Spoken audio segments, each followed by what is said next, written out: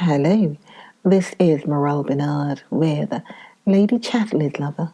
Yes, Lady Chatterley's Lover, the continuation of the story and the life of Lady Chatterley.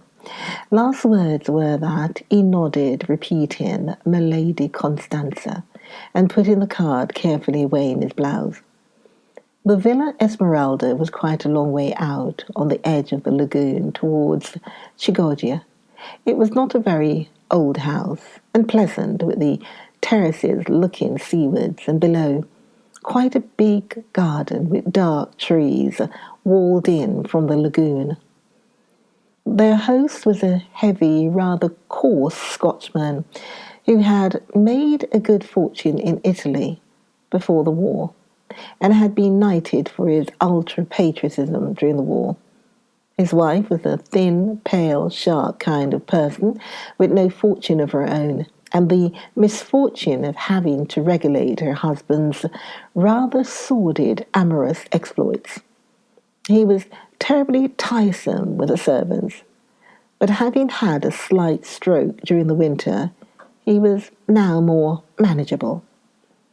The house was pretty full. Besides Sir Malcolm and his two daughters, there were 7 more people.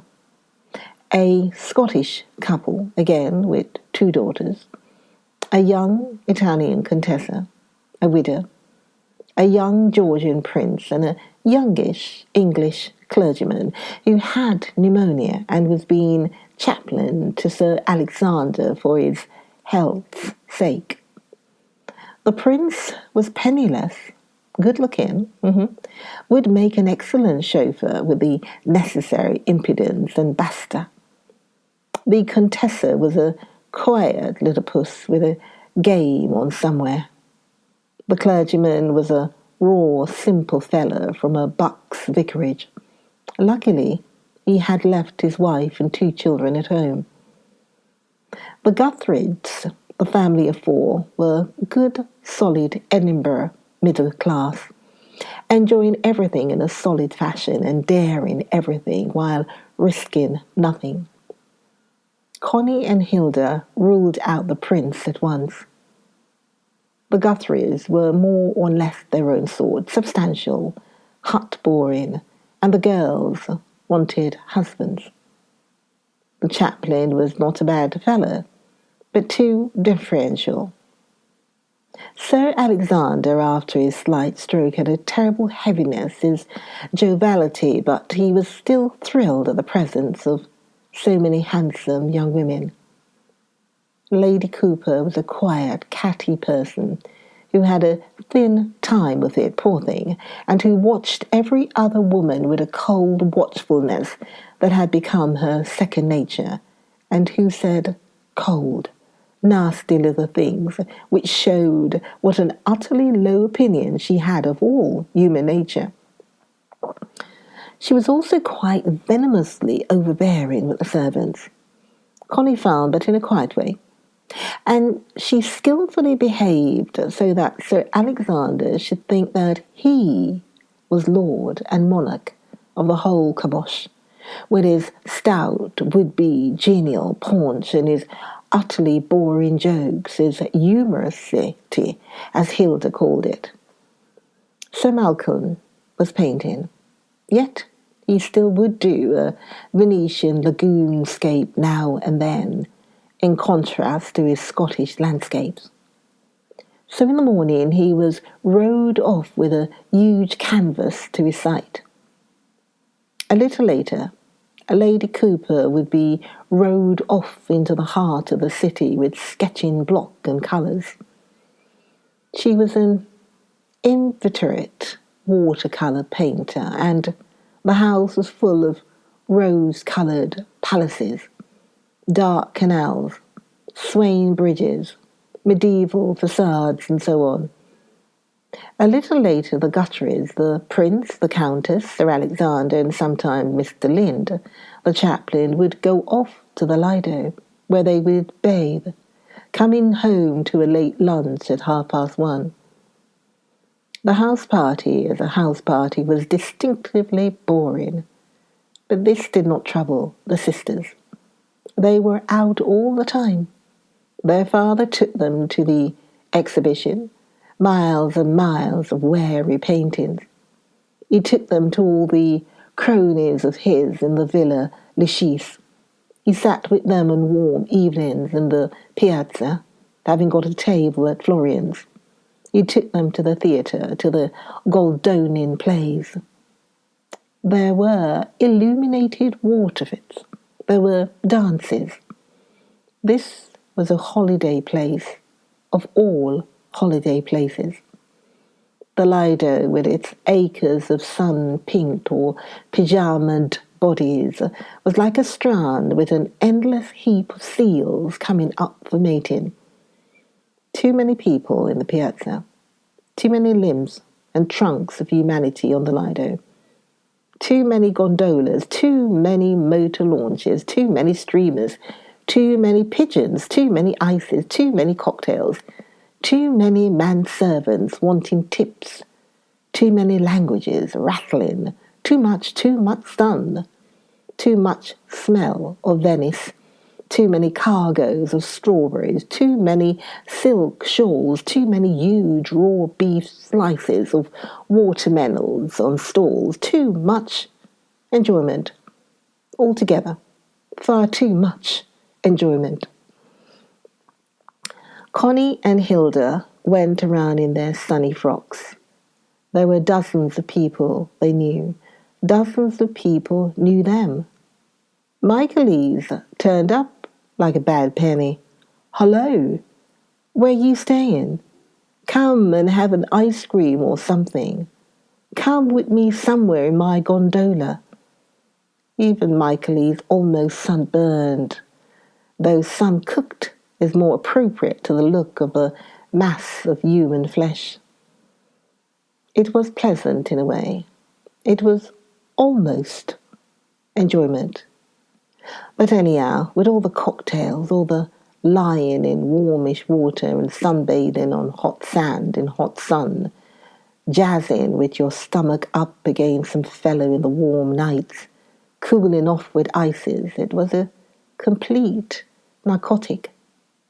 And that was what they all wanted, a drug, the slow water, a drug, the sun, a drug, jazz, a drug, cigarettes, cocktails, ices, vermouth, to be drugged.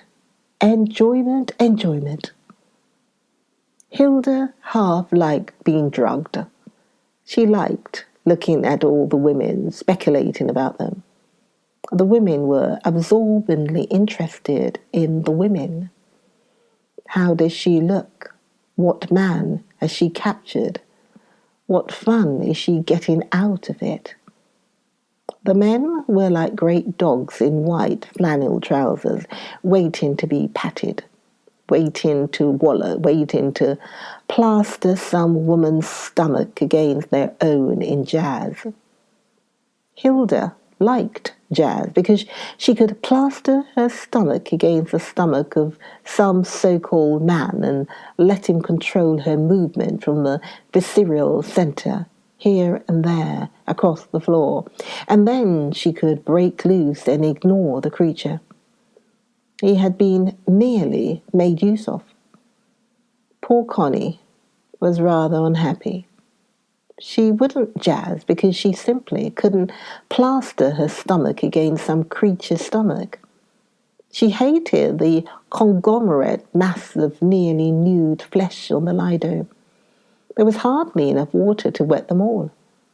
She disliked Sir Alexander and Lady Cooper. She did not want Michaelese or anybody else training her.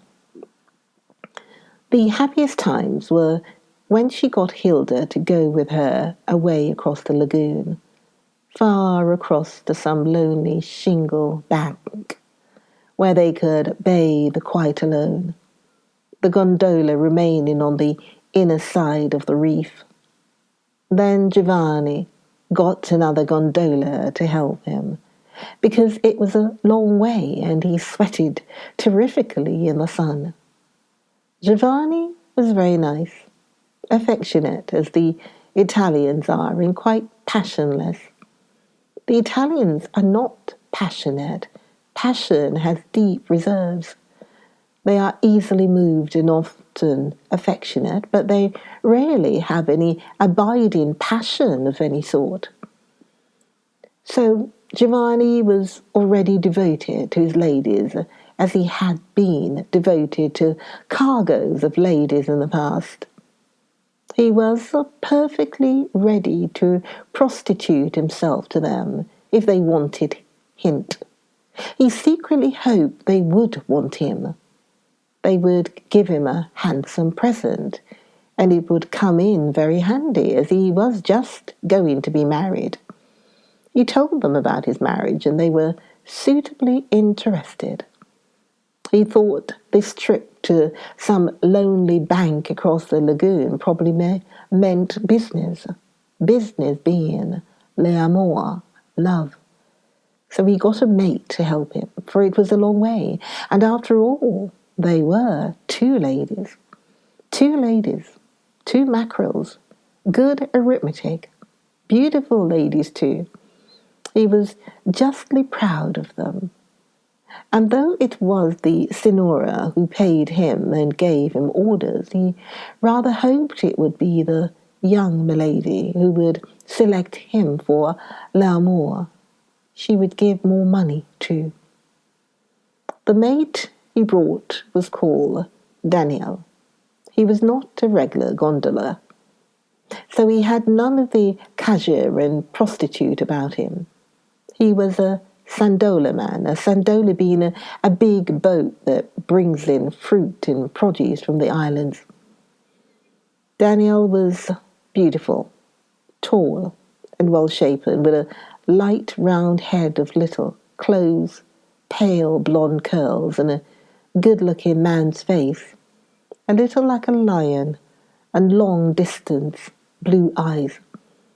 He was not effusive, loquacious, and bibulous like Giovanni. He was silent, and he rowed with a strength and ease as if he were alone on the water. The ladies were ladies, remote from him. He did not even look at them. He looked ahead. He was a real man, a little angry when Giovanni drank too much wine and rowed awkwardly with effusive shoves of the great oar. He was a man as Mellors was a man, unprostituted. Connie pitied the wife of the easily overflowing Giovanni. But Daniel's wife would be one of those sweet Venetian women of the people whom one still sees, modest and flower-like in the back of that labyrinth of a town.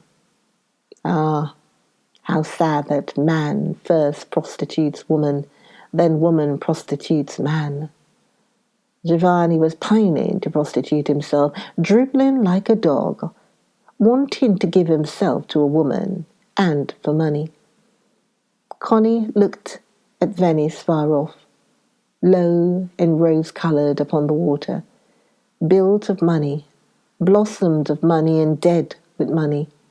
The money deadness, money, money, money, prostitution and deadness.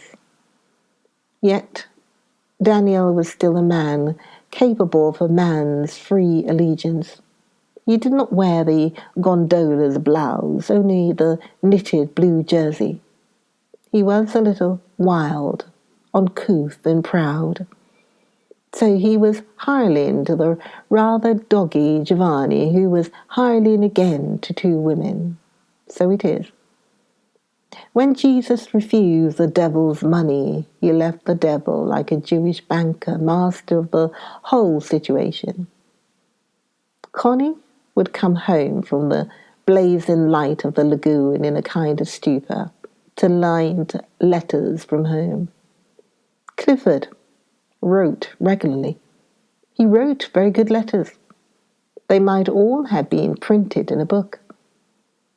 And for this reason Connie found them not very interesting.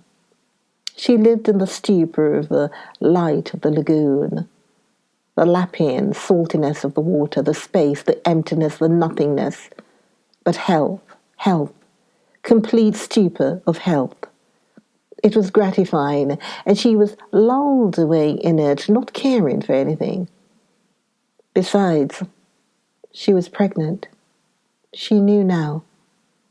So the stupor of sunlight and lagoon salt and sea bathing and lying on shingle and finding shells and drifting away in a gondola was completed by the pregnancy inside her. Another fullness of health, satisfying and stupefying. She had been at Venice a fortnight, and she was to stay another 10 days or a fortnight. The sunshine blazed over any count of time, and the fullness of physical health made forgetfulness complete. She was in a sort of stupor of well-being, from which a letter of Clifford roused her. We too have had our mild local excitement, read the letter. It appears that the truant wife of Mellors, the keeper, turned up at the cottage and found herself unwelcome. He packed her off and locked the door. Report has it, however, that when he returned from the wood, he found the no longer fair lady firmly established in his bed, in puris naturalibus, or one should say, impuris naturalibus.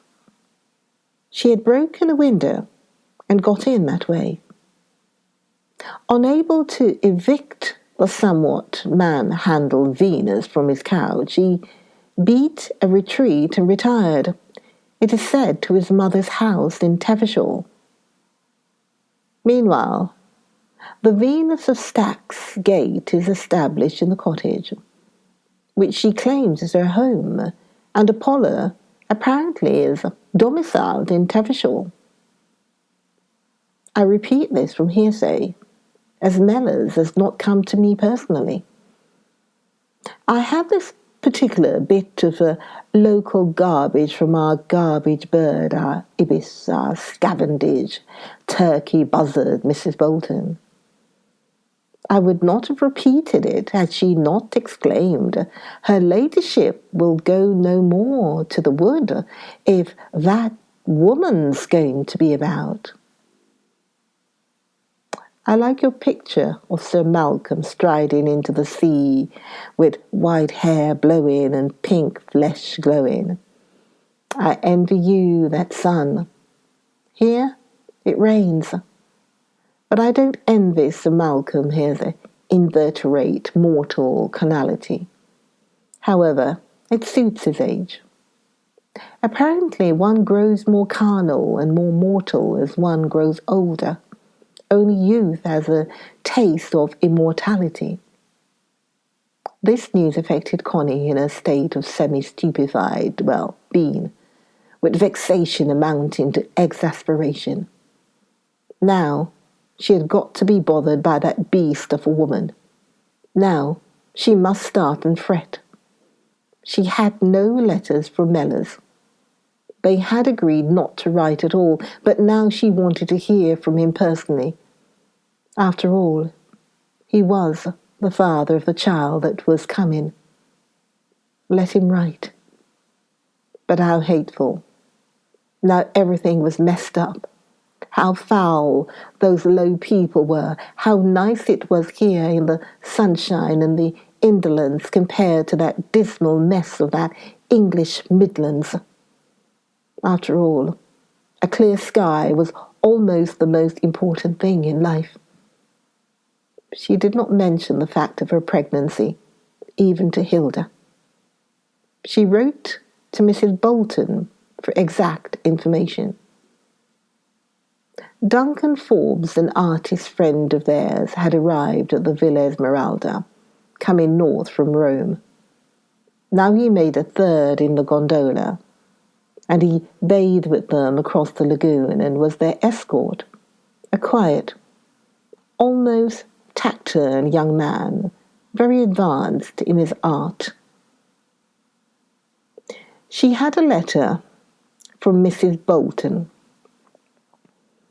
You will be pleased, I'm sure, my lady, when you see Sir Clifford. He's looking quite blooming and working very hard and very hopeful. Of course, he's looking forward to seeing you among us again. It is a dull house without my lady, and we shall all welcome her presence among us once more. About Mr. Mellors, I don't know how much Sir Clifford told you. It seems his wife came back all of a sudden one afternoon, and he found her sitting on the doorstep when he came in from the wood.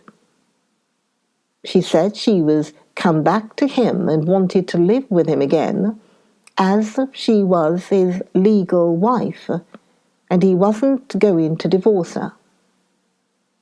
But he wouldn't have anything to do with her, and wouldn't let her in the house, and did not go in himself.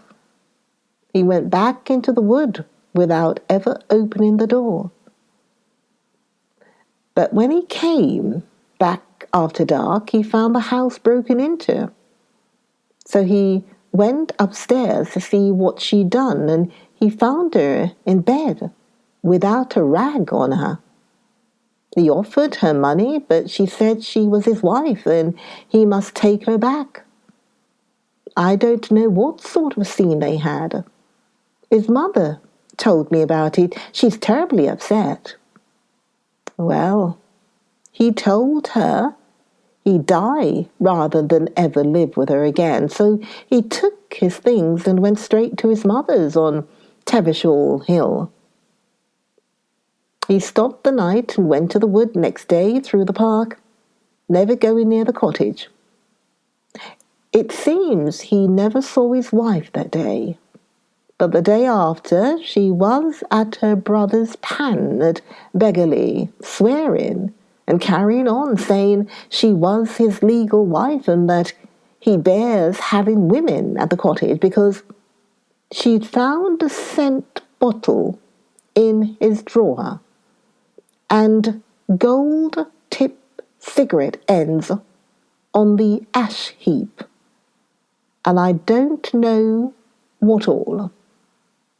Then it seems the postman, Fred Kirk, says he heard somebody talking in Mr. Mellors' bedroom early one morning, and a motor car had been in the lane. Mr. Mellors stayed on with his mother and went to the wood through the park, and it seems she stayed on at the cottage.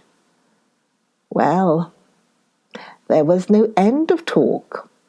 So at last Mr. Mellors and Tom Phillips went to the cottage and fetched away most of the furniture and bedding and unscrewed the handle of the pump, so she was forced to go. But instead of going back to Stack's Gate, she went and lodged with that Mrs. Swain at Beggarly because her brother's Dan's wife wouldn't have her. And she kept going to old Mrs. Mellors' house to catch him, and she began swearing. He'd got in bed with her in the cottage, and she went to a lawyer to make him pay her an allowance. He's grown heavy and more common than ever, and as strong as a bull. And she goes about saying the most awful things about him, how he has women at the cottage, and how he behaved to her when they were married, the low, beastly things he did to her, and I don't know what all.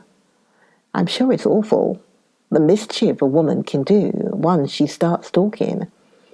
And no matter how low she may be, there'll be some as will believe her, and some of the dirt will stick. I'm sure the way she makes out that Mr. Mellors was one of those low, beastly men with women is simply shocking. And people are only too ready to believe things against anybody, especially things like that. She declared she'll never leave him alone while he lives.